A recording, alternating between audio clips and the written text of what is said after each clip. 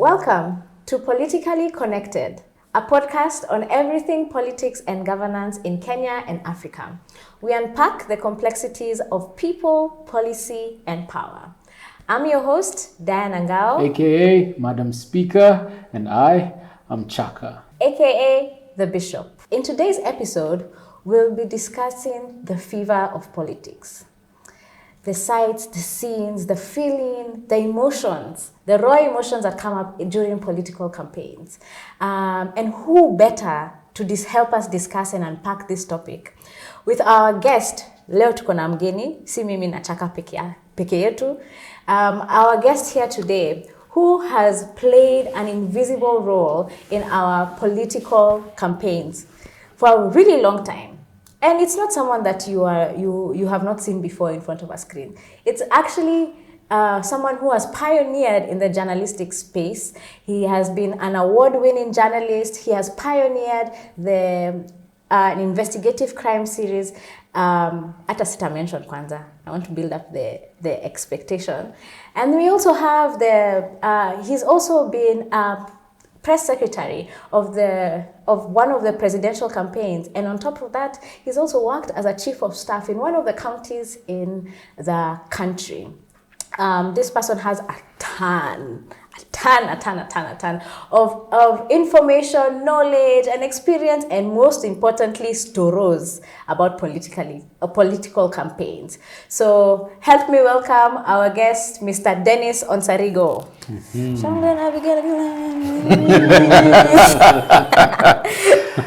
What an introduction, Diana, to be honest. Thank you so much, guys, for having me here. When I grow up. Thank you for having me on this show today, Madam Speaker, as they call you, yes, and Bishop. Thank you for the prayer before we started. This is your show, it's not mine, so yes, I'll just sit back, relax, and enjoy the moment. But it's a takeover. We're in a situation in the country where civilian coups are happening, so you're welcome to take over. To be honest, it's a season of politics, yes, and nothing excites me like politics does. And I keep saying what the former president used to say: siasa mbaya, maisha mabaya. Siasa nzuri then means maisha mazuri, and that slogan has stuck with me for a very long time. So politics is about development, and development is about politics. So that's where we are as a country. Yes. Asante sana for having me on this show. Karibu sana. So as we begin, maybe you can tell us, because you have been in the political scene one way or the other, what was that one moment? Maybe it was a slogan or a song or something someone said that really gave you chills, and something that you're like, hey, this one's sour. I think my moment in politics was in 2002. That time I was in college when we worked at Mwenge House, where President Mwai Kibaki was running for president that time. Straight from college, and we were in the middle of the campaigns proper, doing communication for the team. Fast forward to Uhuru Park when they were singing Yote Yawezekana Bila Moi.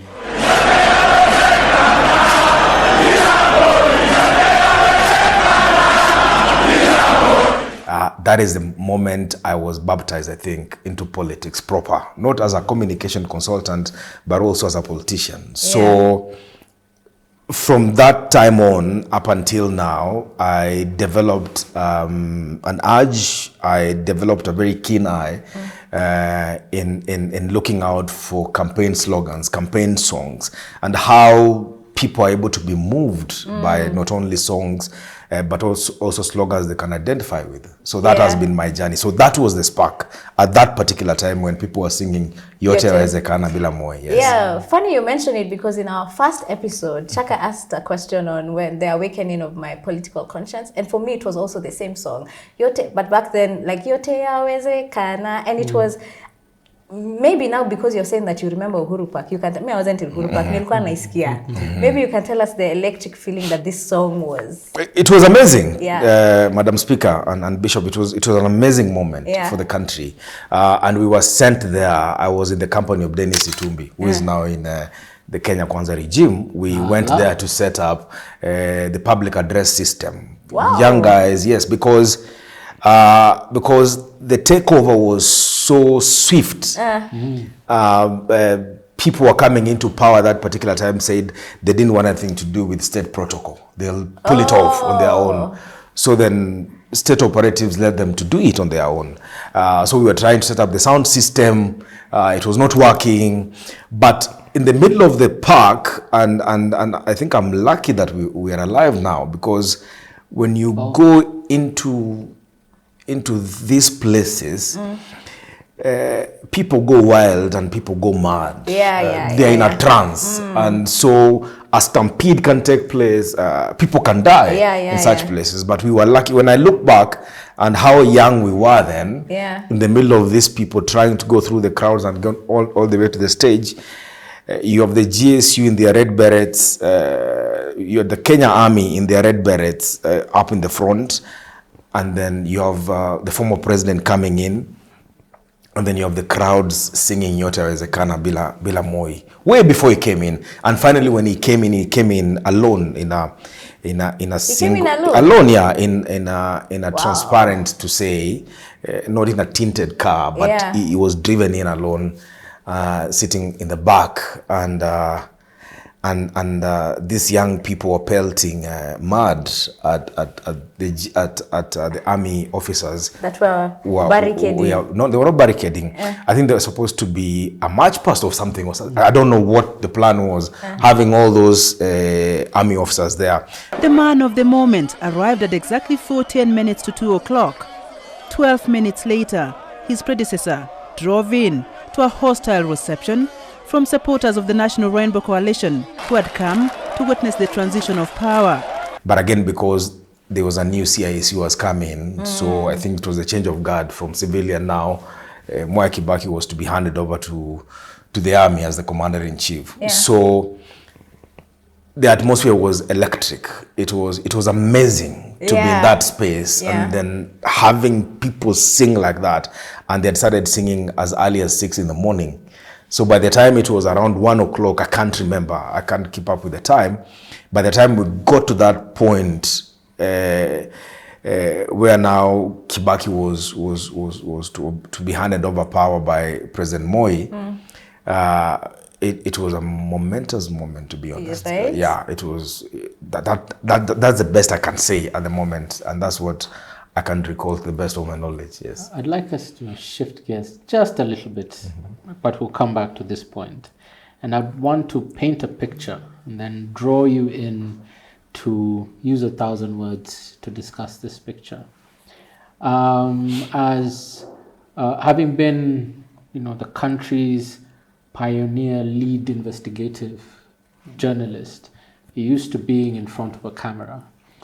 And people see this effortless delivery that you're doing. But behind the scenes, they don't know what goes into production, the cameras, the logistics, and a lot of thankless works, traveling long hours just to go and get an interview. But they see the final products. Why do I paint this picture? Just as in production, in media, also in politics, people tend to see final products. There's a lot of thankless work that happens. There's a story you once shared about this particular day. So here you are, you're a young team, you're excited, you're just fresh out of college, and you're working for a presidential campaign. And of course, it's sparking ambition, and you feel like you're doing really something great at a momentous time in history. And of course, as this is happening, you're there during the day. After, when everybody is retreating to State House, of course, you're part of the team. Exactly. Tell us how that went. No. State House? No, we didn't. Hatukuingia. And I think because we were a bit young that particular time, people had pangad themselves. They had planned all the way. So after leaving Uhuru Park, going to State House, we were so excited that morning when we were given our invitation cards, but we didn't look at them. Kumbe, these cards were supposed to admit us to Uhuru Park. not State House. Yeah, not State House. So we live in a van, 5 of us, to State House, get D, I remember.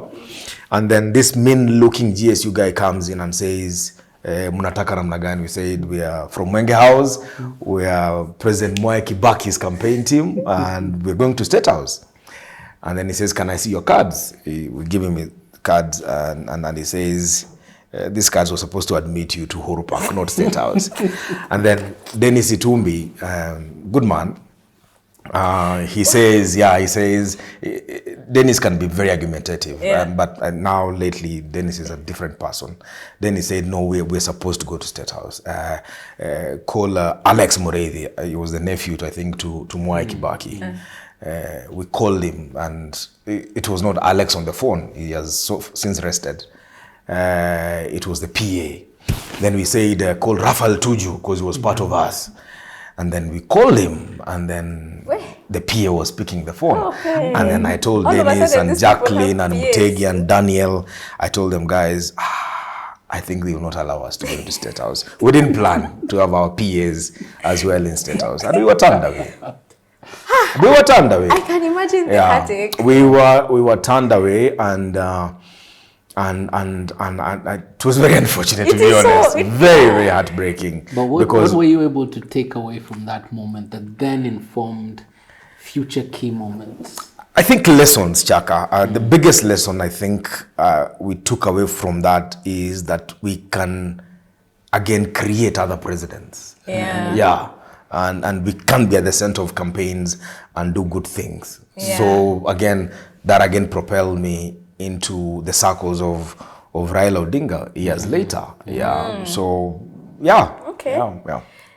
All right. So maybe let me ask, what do you feel like that song, Yote Ya Wezekana, played a role into this euphoric winning of because I mean, Moi had been in power for so long.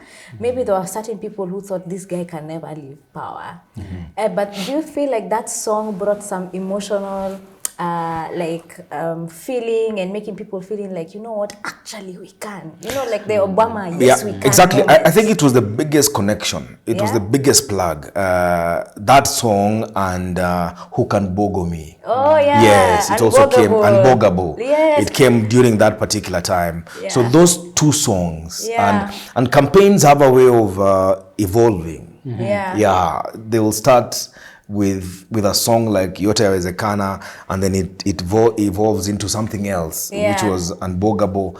So those two songs, I think, were very, very, very key. Yeah, I actually, there's a video, or rather, that has just played in my mind of Martha. She was in an orange kitenge, and I don't know what campaign it was, but she was just singing, "Oh, can bother me," right? And basically what I'm saying is that I am agreeing that some of these songs actually have a lasting impression on people. Like for me at that time, I didn't have any political consciousness, but the fact that we were singing Yote Ya Wezekana Bila Moi. Let me tell you how powerful that song was, because years later I had a lunch meeting with Cyrus Jirongo. And Cyrus Jirongo in 2002 was a very powerful person. So as Kibaki was kept waiting at Uhuru Park, Moi and his people were in State House, according to Cyrus Jirongo. And I think Jirongo is working on a book. So it's not in my place to say what that book contains, but I think he gave us snippets of what that book contains. So Cyrus told us that when they were in State House, people around Mzee that particular time were saying, don't hand over power. And then the former president said, what do we do with the people singing at Uhuru Park? Yes. What do we do with the people singing at Uhuru Park? And there was confusion in the room. So by the time Moi was leaving State House, coming to Uhuru Park, I mean, his people must have told him the singing at Uhuru Park is serious. Where do we take these people? If you refuse to hand over power, where do we take these people? And Jirongo happened to be in that room at that particular time. I hope when he does write his book finally, he'll also mention that happened, yes. And I think it speaks to something we've been discussing on Politically Connected, that people are not even aware of the power they possess, the power to influence change. And having said that, so there's this moment in history, you see the power of the song. How does this influence your advisory role down the road in terms of using music, culture, art, in terms of reading the spirit of the times, the zeitgeist, as they say, to know that this is how you can have a discussion and engage with people? I think I put into use that moment in 2002 into use proper, I think, sometime in 2015, when we had a conversation with the former Prime Minister. He's still my boss, by the way, Raila Odinga. We went to see him in his office. We were three of us. It was me, Mohamed Ali, who is a member of parliament for Nyali now, and Kevin Kerr. We went to see him. We had a proposal for him to start a youth-centered movement. And again, music was at the center of this thing.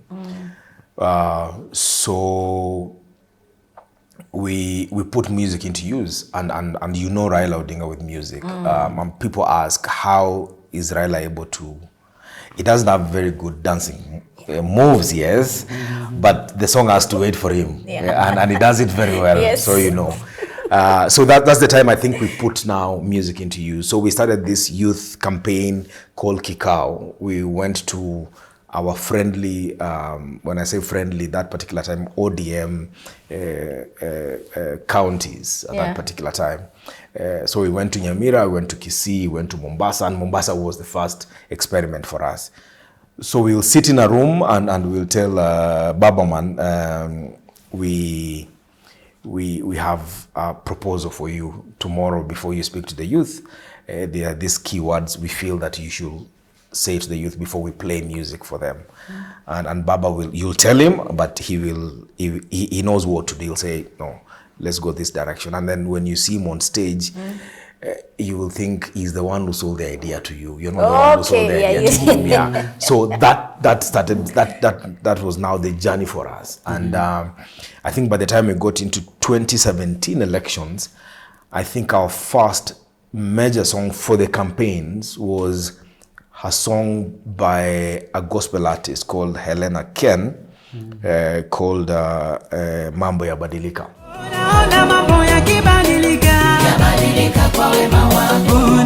Okay, and again, exactly, and that song became the song for the campaign, and the tagline for NASA, Mambo Ya Badilika, became actually when I'm exactly. searching it on YouTube, actually when they give you suggestions of what you're searching while you're typing, it's Mambo Ya Badilika NASA, yeah, exactly. Exactly. So that was a song for the campaigns. And but to be honest, as much as it was teamwork, I had this moment when I was in the house when I listened to that song. It was playing on TV, and I said, my God, this is a good song. And of course, in political circles, you must speak to the king first. So I reached out to the king, who is Raila Odinga. I told him, give me permission to track down some lady I've seen sing. We see whether we can engage her for the campaigns. He said, fine, go ahead. So we met this lady in a city hotel. She came, she had, I think, a 3-week-old baby, if I'm not wrong. Wow. Yeah, when she came to have a conversation with us, and we told her we want to adopt your song for the campaigns, and she did ask what is in it for me. We said that was above our pay grade, but because we were tasked with that duty to engage with her, we reached out to Mombasa governor at that particular time, Hassan Ali Joho. We told him, Joho, we have a campaign song we feel we should adopt, but we don't have the financial muscle to do this. We need you to have a conversation with this lady. But again, quickly I circled back to Mzee. I told him, Mzee, meaning Raila Odinga, I told him, Mzee, I think we have her on board. She's going to consult the husband. The husband was a police officer. I don't know whether he still is a police officer, because she said, I must get consent from my husband. So the consent came the following day when she said, my husband has agreed. And, Wow. and then that particular time is when we moved and we said we can use this campaign song. So in every stop we went to during the campaigns, that was our national anthem. I think there's something very Yes. important you said there, in terms of in our political culture. There's been a tendency to misuse people and to take and to Be sidestep. more extractive. So even before our laws and regulations were put in place to help artists and recognize their skills and give them remuneration, it's quite encouraging that there was that foresight to be able to reach out to this person, make sure that they're agreeable, make sure that they're taken care of, and even going outside the box to think about how to cater to that. Why is that important? I think it was important because we could have used our song without consulting her, and the best she could have done is maybe seek legal redress in court. But we felt, because we want to build something, and again our reputations are at stake as well, because we were part of that small team of Raila Odinga used to call us my Alfajiri team, because we used to meet him every Monday at 7 a.m. in the morning for conversations. We felt, instead of us getting to a point where this lady might gain access to Raila Odinga and says my song was used without my consent, and us getting the backlash as the backroom team, we said, why can't we do the right thing? Speak to her, get her consent. And we agreed that every time she performs, we'll pay her this amount of money, and we made sure that she was paid. So she also used to perform during yes. the political campaigns. Exactly. She performed. The rallies. Yeah, in fact, it started with that youth movement called Kikao. So I think she performed in Kisii, performed in Nyamira, performed in Kakamega. Wow. The only place she didn't perform was in Mombasa, because that was our inaugural rally, get together for the youth. But subsequent engagements during now the official rallies in 2017, she was part of it, and even politicians started stealing her from the main campaign. Oh, from the main campaign. Yeah, from the main, to go and do it for them. And it was a very, very popular song.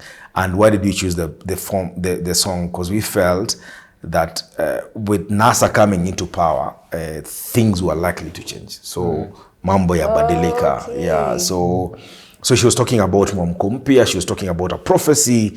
And when we engaged her, she said, when I was writing this song, because I asked her, how did you come to write this song? Yeah. She said she had traveled. When she landed, I think in Nairobi, then God spoke to her to write that song. And I told her, I think maybe God is speaking to you to let us use this song for the campaigns. And it was a very popular song. Yeah. And the party leader, Raila Odinga, will dance to it. Everyone else will dance to it. And that somehow keyword two things. One, because there was a general feeling from our competitors that we were anti-God. We never used to go to church. Awani waganga, all those things. So that one placed them in a very awkward place. Very, very awkward place. A gospel song, for our campaigns. And I think it really, really, really worked for us. Yeah. Yes. As you're saying that, it just reminds me of the most recent general election with Raila Odinga being the front runner and for Azimio and William Ruto. And I remember towards the end, there was also, let me call it propaganda, that, Raila is an atheist. Yes. So basically what I'm just saying is that so back then in 2017, because you're using a Christian song, at that time they're not, it's hard to believe this atheist. Exactly. Wow. And now that we're actually in 2022. Yeah, so they need to skip. We have to go back in 2017. Yeah. Yes. And I remember there was also a very powerful Christian song. And I think it was by Kamanda wa Yesu. Could you tell us about that one? Before I tell you that was not my idea. I'll take you back to 2017. 2022. That's what we're talking about now. 2022, Kamanda wa Yesu this guy came from Tanzania. He came to our offices, and he also said he had a song. And but because you know, when you work as a team, sometimes your ideas might not go through. But I felt that was a very, very powerful song. Let me tell you why that song was very powerful. Because during the inauguration of William Ruto as president in Kasarani, that is the song they used. This one in 2022. Yes, Commander Waisu. That's the song they used when he was driving on Thika Road. Exactly. So I know where you belong. You know, in politics, in politics, in siasa sisi ukichengwa unachengeka tu. Yani you just live to fight another day. But that's what I learned. Exactly. In 2022, after 2022, I learned, you know, siasa usiweke kwa roho, unaweka kwa lungs, ndio una. That is it, so that you're able to move. And that's the song they used. And I was sitting somewhere, I said, my God, this is the song we should have used. But we didn't use it. The song we used was Hallelujah song by Daniel Musingu, if I'm not wrong. Lelo Nilero. Yes, and again, we were in the office and we were planning for a big event in Kasarani.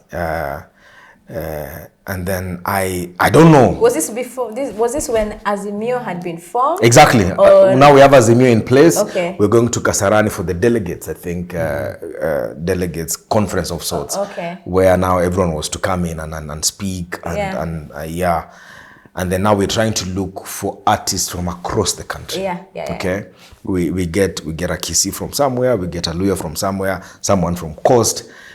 But I had this moment where I listened to that song Lelo Nirero, and when you go online, the video is it's not a very good video, but the words, and I said, that particular time we had a very big problem in Bungoma and Kakamega, because Luyas could not see themselves at the high level of this Azimio politics, so as it were, especially in Bungoma.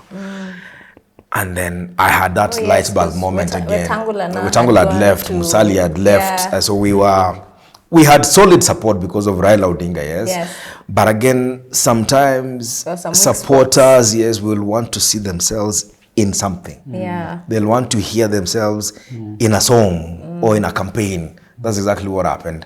So I listened to that song. When we were just planning these things, it was... Mdomobagi was planning something, some other people were planning something. But when I listened to this song, I watched it and we went for a small break. When we came back, I told guys, I listened to this song. And then they said, what about it? I said, just listen to that song, listen to it. And then it was on my laptop. I blasted in the room and then I said, I think this is the song we should go with to Kasarani. At that particular time, I don't think my colleagues saw where I was going with this, okay? But after that, I called Philip Etale. I called Etale is Luya, of course. I'm looking for this guy called Daniel Musinga. How do I get to him? He sent me his number. So we paid for his fare. He came to Nairobi. He performed at Kasarani. And that is the song Raila Odinga and other Azimio yes, I remember very came with into the stadium. That's the song they played when it was going around the stadium. And that song became the campaign song. Yeah, and the brilliance of also now adding Raila at the beginning and say, Lero, lero, ni lero.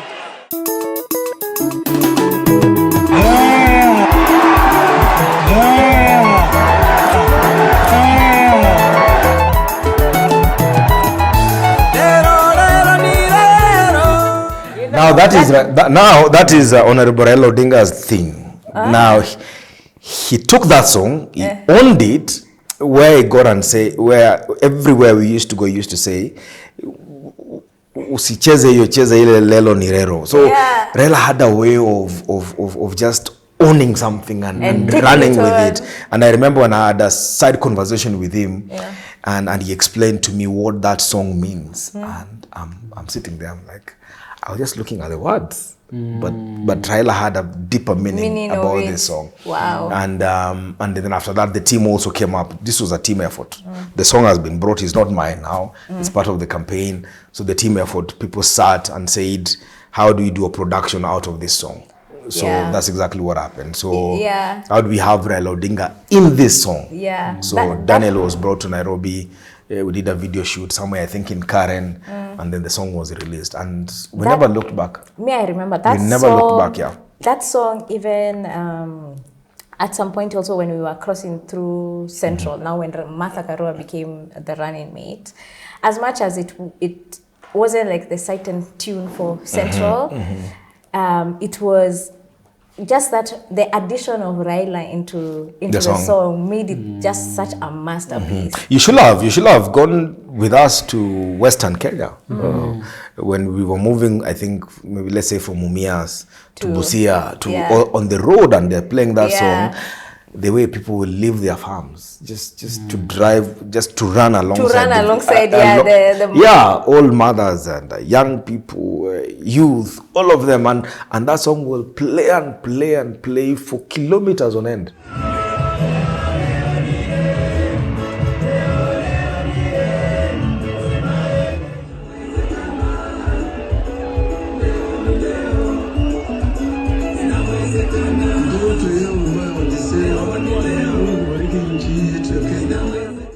Without even the cast, over and over again. Yeah, and I think that was, I mean, in my political consultancy, that was amazing. But in 2017, Madam Speaker and Bishop, our final rally at Uhuru Park, we had a surprise artist, and so initially, what we did was to approach the king and told him, this is our final rally, and we have picked a few lines from a particular hit from Tanzania. We want you to say just these words for us. And you know, people don't know, people who do not know Raila Odinga don't understand how artistic he is. Raila Odinga is an artist. Is a poet, is an artist, and I think in another life he could have been a musician. You can actually tell it. You can tell that from his storytelling, even how he used to tell, how he used to explain his politics. You know, Raila Nampira. Exactly. You can see the storytelling and the artistic or the creative nature. Yeah, one thing, and you can confirm this, that is a nugget from history, from his artistic side, is that I think when he was in Germany, he worked very closely with Harry Belafonte. Yes. And he sings that song from his heart. You tell him, sing for us the Jamaican Train or something. Jamaican song or Jamaican Train. Exactly. He will sing it and sing it and sing it. My best there is the Jamaica Farewell. How does it go? Round the Bay of Mexico, where the sun shines daily on the mountain top, I took a trip on a sailing ship. When I reached Jamaica, I made a stop, but I am sad to say I'm on my way. I won't be back for many a days. My head is down, my head is turning around. I had to let a little girl in Kingston town. So what was this song? So we go to Uhuru Park. No, we plan. So he says, what was the script? The script was ambia uyo Ruto na Uhuru yake waje, and then we will deal with them, something like that. So these are lines we picked, I think, from the song Aje by Diamond, if I'm not wrong. No, Alikiba. Yes. But what we didn't know, that a section of that campaign team had invited Alikiba to come. Okay, and that's how the campaign worked. That's how the campaign worked. So look for that. Our final rally at Uhuru Park. It's actually Alikiba. Aje. So Raila stands up and says those words, and then there are fireworks, and then who shows up from the backstage? Alikiba. The entire place went wild.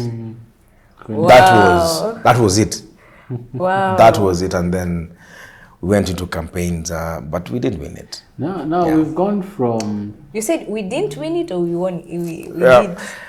We have won all the elections, but it's not in my place. I'm a political consultant. Yeah. But from the heart of hearts, I think we won the 2013 elections. We won the 2017 elections. Because now there's a government in place. It is not in my place to say whether we won 2022. Our subscribers, the people watching, you're welcome to light fires in the comment section. Now we've gone from 2002 Yes. to 2022. Those are 2 decades. Yeah. Now, tempting as it is to have you take us through that journey, maybe that deserves a book. But tell us, those are quite a number of elections. What different roles, because you keep ascending, so what different roles were you, from being the guy who's helping fix the PA as part of the comms team to now being Press secretary for Azimio. an incoming president, essentially, Raila at that Odinga. point in time? What are the different roles you played? I was many things in all these campaigns, and but in 2017 I was brought on into the campaigns. I think 3 or 4 months to help with communication, and I was also doing other things on the side for Honorable Raila Odinga, which I am not at liberty to tell you here. Yeah, but You tell us in your book. I'm planning to write a book. Okay. Yes. I don't know who told you about it. Yeah. Chaka alluded to but it. in 2022, I played a very bigger role, I think. And my role, I think, started all the way during the BBI campaigns. That is the time. Again, I don't know if it's spiritual or it's whatever it is. I sat somewhere in Mombasa. We had left, I think, Taita Taveta, gone into Mombasa. I'm not very sure about the dates because it's a long time ago, during the BBI campaigns. And I used to feel these BBI campaigns have refused to take off. And fine, yes, we go into a place, we speak to the people, but there's no response from these people. So it seemed and it looked and it felt like we were talking down on the people instead of having a conversation with them. And Raila Odinga is very good at having a conversation with the people. Connecting. But because of this BBI, it was so complex to unpack it. I said, how can we bring life into this BBI campaign? Tulete mchezo kwa kazi. Exactly. Tulete mchezo ya town kwa kazi tu kidogo, so that people can loosen up and have conversations. So I remember when we were in Mombasa, we were supposed to have a BBI rally the following day at Mama Ngina Drive. And I went to see Babaman, and I told him, Mzee, I have 3 songs here, and some taglines from these songs. You're a reggae person. You've been a reggae person for a very long time. You've been to Jamaica with your entire family. You understand reggae more than I do. I have these 3 hits. One from Bob Marley, another one from Lucky Dube, and I don't know who else. And then he said, let's go with this. Which one was it? Yeah, No One Can Stop Reggae. Yes, let's go with this. Can stop reggae. Yeah, because reggae is strong. Yeah, and so the following day we go to Tononoka, to Mama Ngina Drive, and let me tell you, sometimes you will think Honorable Raila is not listening to you, but he's actually listening to you. And I recall when he was brought on the stage to speak, he turned. Raila is we call him as an institution. When Raila turns, everyone else turns. So when Raila is turning, everyone else is turning to look where his eyes are traveling to, because maybe he needs someone to be called on stage or something like that. So he turned. I was at the back. He turned and he could not see me, and he said, "Where is Dennis?" So everyone was scrambling to look for this Dennis. Who is Dennis? Other politicians didn't know who is Dennis. So people know me as Onsarigo. So somehow they found me. And at that particular time, to be honest, you know, in campaigns, it's very chaotic. Yeah, especially on the on the dais. Everyone wants a space on that stage, so people can rough you up a little bit, and we were roughed up a little bit during the campaigns. So until people realized, okay, this is the king's child, so they stopped roughing me up. So when I was called, you can imagine that stage was so packed, but somehow ikafunguka. like of the sea. Exactly. And I saw a chariot of horses. I went straight to Mzee, and then we did what we normally do. Yeah. We ran through that line again. He said, okay. So he went on stage.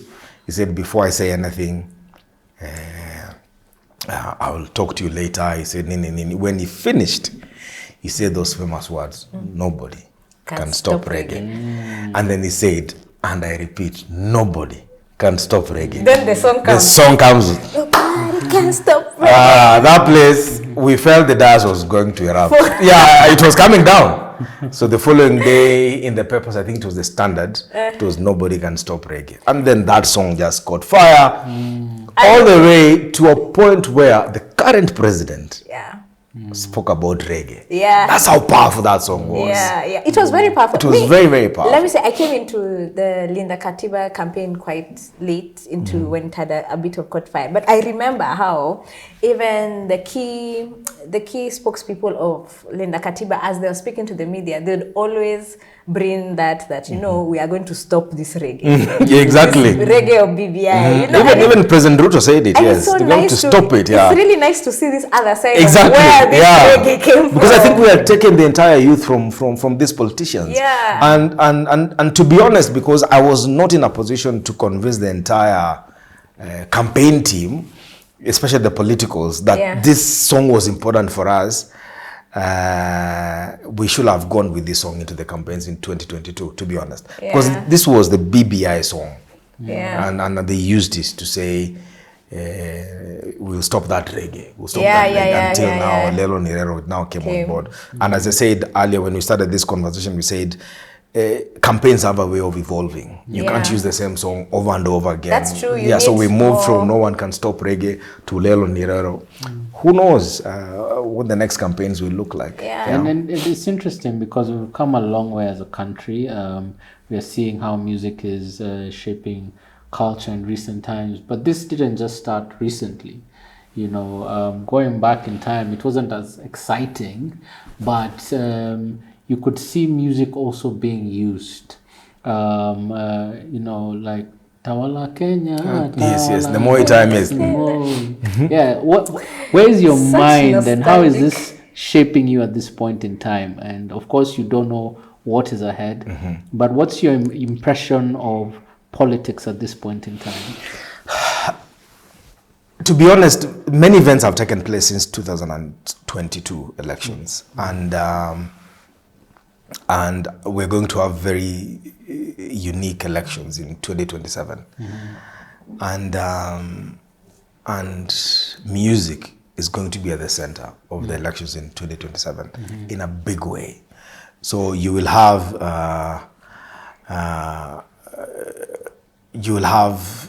music of restoration. No, Diana, Madam Speaker. I wanted to say it reminds me of during the height of the Gen Z protest. Yes. And then Angukanayo came up. And now Angukanayo became like the main song. And it will come back again. Angukanayo will come back again. Angukanayo. So for true music. So I have a feeling that especially with the entry of youngsters into politics, this young people called Gen Zs, music is going to play a very, very, very big role in 2027 elections, and there'll be music about return to church, I think, for politicians.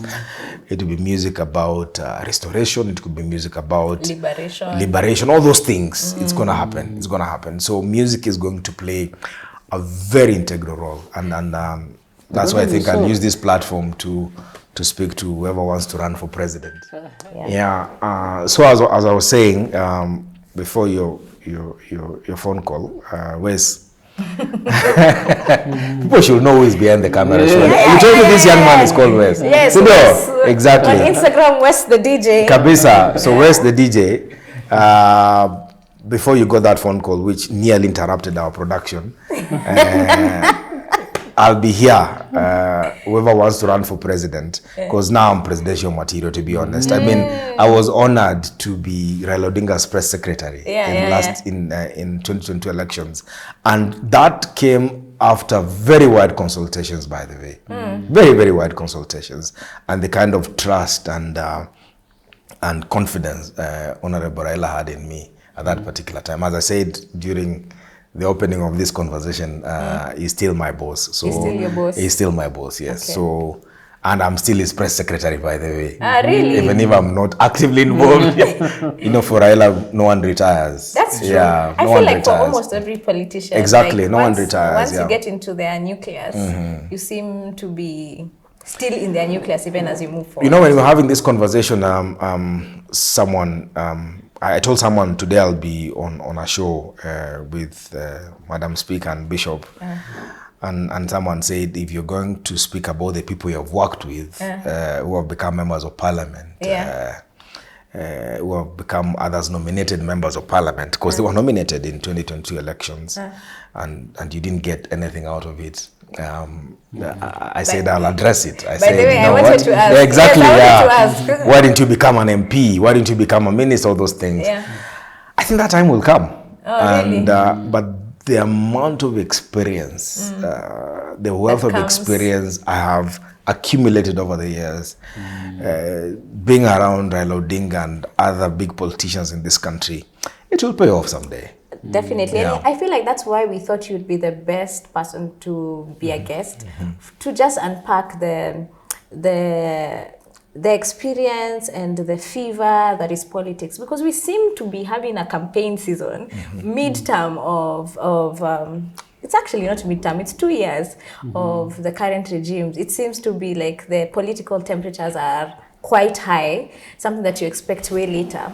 So we thought it would be best to unpack, you know, the fever, the feelings, the emotions that are really that are part of the whole political experience. And for most of us, it seems. I don't know whether Chaka said music.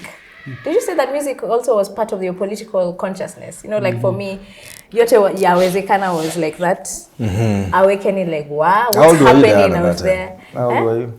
Just now I was in primary. Why would you want me to say my age here? Just now I was in primary. And I just remember, like, that song is what made me realize is a world bigger than the current, you know, back then you're just going to school. There's so much more happening outside. There's a president now. And since we're talking about the power of music, you know, the inclination is to think about it in the exciting moments.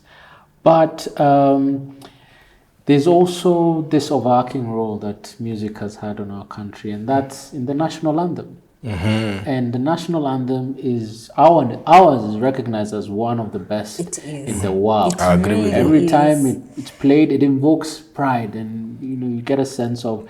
And it's interesting because we also know from history that it comes from a Pokomo lullaby. So yes, it does. Yes. Yeah, so it's yes. Wow. Yes. And they were never paid, by the way. They were never paid. But continue.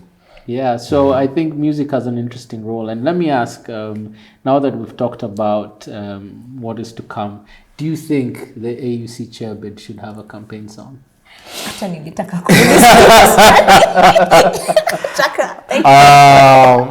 I think so, but I think the African Union chairmanship campaign song should be the East African anthem. To be honest. Well said. Yeah,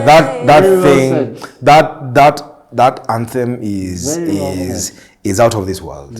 It's out of this world. I realized that majority of us millennials, because when we were in school, and that's when you've been socialized in the national anthem, the allegiance and everything, the East African anthem came way later when we were adults. So I remember there's a time I was in one of these campaign rallies in 2022, and we played the national anthem, and then we played the East African anthem. And I'm just looking around, I'm like, how do these people all know this? As young as they are. I'm telling you. And they knew, and even my daughter knows the song word for word, that now when I went home, I said, you have to teach me so that I don't be... I don't look awkward in front of people. Even the rhyme, or what do you call the beat? What do you call it? Is it the beat or the name of the East African anthem makes you want to pay attention to what the words are saying. And when you hear the words of the anthem, it talks about unity of the region. So I agree, you're onto something. I agree, because I think the candidate is coming from East Africa. Yeah. If I'm not wrong. And East Africa is backing East Africa is backing the candidate. I think it's only fair that Honorable Raila sings a few lines from the anthem. But it's an amazing piece. Yeah, it's an amazing piece. Politikali connected. You see, we connect you guys. Now, as we close, I want to just add something, because apart from political, the songs playing a part in our political campaigns, evoking emotion, creating connection, also slogans and like yes. Right now when we're watching when we're online and we're watching also cultural experiences, people are saying chanting some certain slogans. Black man with a black hat. Imagine, maybe the first question I'd ask for you is there any political slogan that invoked some strong emotion in you through the years? From 2002 down to where we are right now. Is there a certain slogan? Maybe it's Kazi endelee. Kazi kwa vijana. Kazi endelee was just was very tired. Tano tena. Tano tena was amazing. Tano tena was amazing. Tano tena was amazing. Mambo ya badiliko, of course we were part of it. Inawezekana was an amazing thing. And I think we came up with this slogan sometime when we went to Nakuru during our first BBI engagement. That is the day I think Raila Odinga announced, what did he call it? It was at Nakuru Peach, but I realized we didn't have a slogan. And then we quickly consulted him. He said, fine, we can go with Inawezekana. And that's how Inawezekana was born as well. Oh, really? Yeah, that's how it was born. To be honest, from the outside looking in, I thought Inawezekana was just a translation of Obama's Yes We Can. I didn't think that there was like something... No, there was thinking around it, to be honest, because it was Azimio, La Umoja, then what? Inawezekana. Yeah, then there wasn't. That's the time I think Honorable Raila unveiled Azimio La Umoja train. That's when it took off, I think, from Nakuru. I remember very well. But when we quickly scanned, we said, fine, Azimio La Umoja, then what? So we said, in a sense, all these things are tools of social psychology, so to speak. And so while we're on that train, maybe tell us about some of the nicknames of Baba and what they symbolize, maybe how some of them come to be: Tinga, Jacob, Arab Mibe, Nyingi. Raila has many names, and it's not in my place to speak about Raila Odinga. It has never been my place. But with his unsought permission, I can say that everywhere we have gone to, Raila has a name. He has a name. He has a name. Yeah, no, that one he laughs about it. I remember when we were in Kipia, and then a young girl stood up. It was 7 in the morning. So we are doing some rehearsal. You're going to ask which question, and then he comes at, I think, around 10 o'clock. So it was an interactive session. Then one university student stood up and said, Honorable Raila, they call you Muganga. And then he said, I can feel the tension. And then he said, even others say you're not human. Can I come and touch your skin? Yeah. That is how deep Exactly. propaganda. Propaganda. Yeah, and then I looked at Raila Odinga to see any reaction on this. There was no reaction. There's no reaction? No reaction. He just smiled. Then the young girl came and touched him. And then he stood up and he laughed about it. He said, "You see, it's politics. This is what makes politics interesting."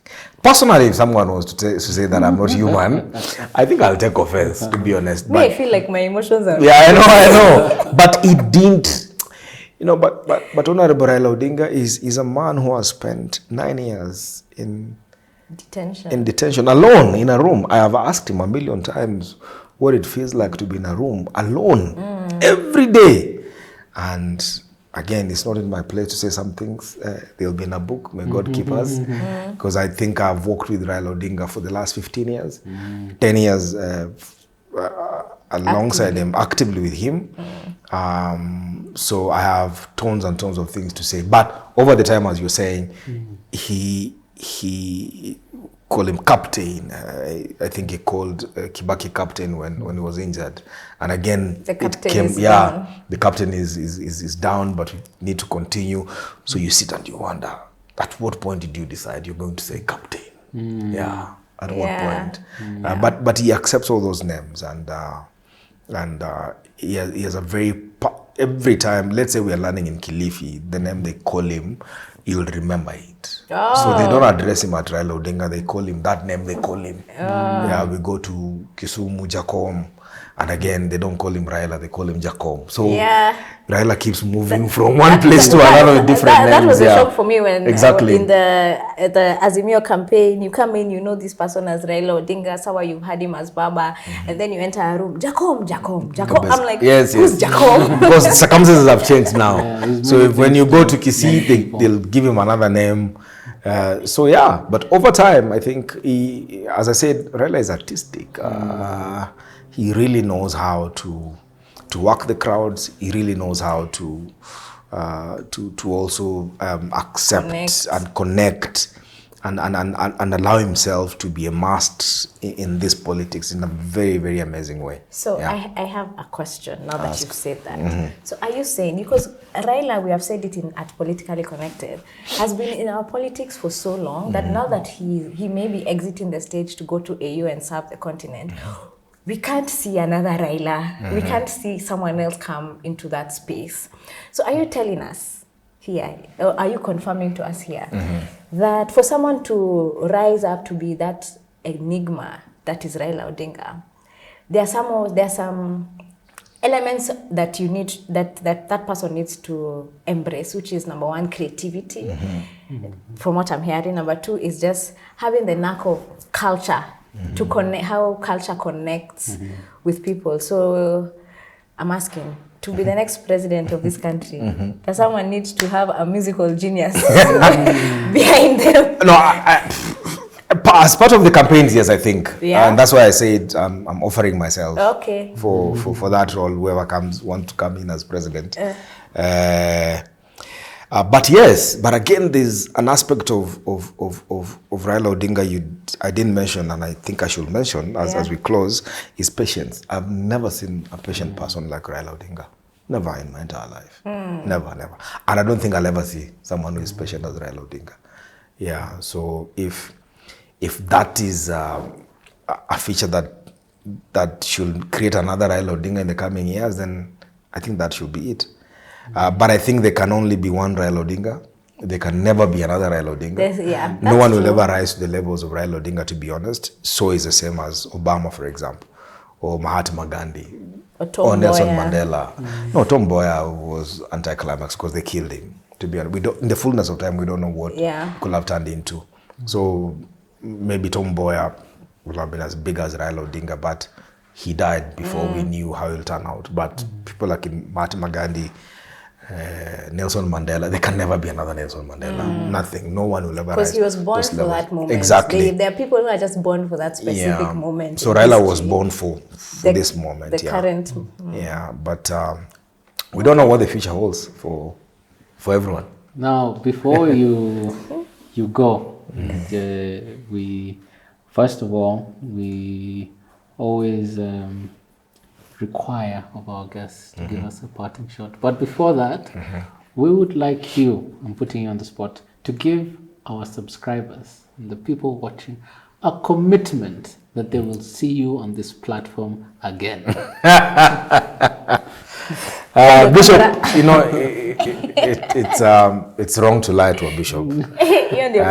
But yes, you have my commitment that if you guys allow me, I'll become a resident guest on this show. I'll want to be part of this process because There's a lot to say. There's a lot to say, and I've been out of active journalism now for 5 years. There's this other side of me of journalism that I've not spoken about. We also have political ambitions as well.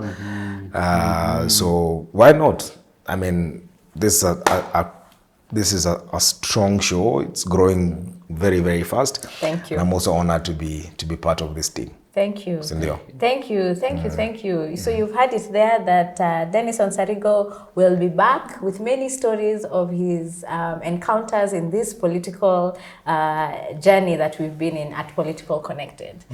So our guest, Dennis, what is your parting shot? With everything that has happened to where we're at right now as a country and the role of music, art and creativity in our politics, what is your parting shot to our audiences? I think we have come of age as a country, to be honest, in terms of politics, in terms of music, in terms of information. We have come of age. But I think we have a long way to go as a people when it comes to expecting too much at times from the leadership. So we keep having this on and off moments where we feel what we were promised has not been delivered. That has happened since the 60s. It will happen again. But I think we have a constitution that is way ahead of us. Sometimes I feel that we should have continued with the old constitution so that we can have a new constitution as we move forward. So sorry for another day. But yes, but because we have the most progressive constitution, you don't need to add a line or subtract one for this country to work seamlessly. But that's where we are as a country, and it's okay to be emotional about politics. It's a beautiful thing. But usiweke kwa roho. Usiweke kwa roho. It's okay to lose an election, either fairly or unfairly. It's life. But those ones who come and take over power, then it is their duty to make sure that they do good for the people and by the people. Yes. Kwa hayo machache na mengi ya mwisho. Ni kama tutaki ugeste. I know, ya mwisho kabisa. Kwa hii nchi yetu yenye maisha ya ghali, gharama ya juu, ushuru inashinda ikipanda, kusubscribe ni free. Yes, please subscribe to our channels. We're on YouTube. You can watch the podcast on YouTube. The name of the channel is Politically Connected. Or if you're a podcast person, you want to focus more on audio, you can find us on Spotify. Again, our name is Politically Connected with a K. And then we are on all the socials. We are on Facebook, Instagram, X, and TikTok. So catch us there. And until the next time, stay connected. Politically. Yes. Asante sana.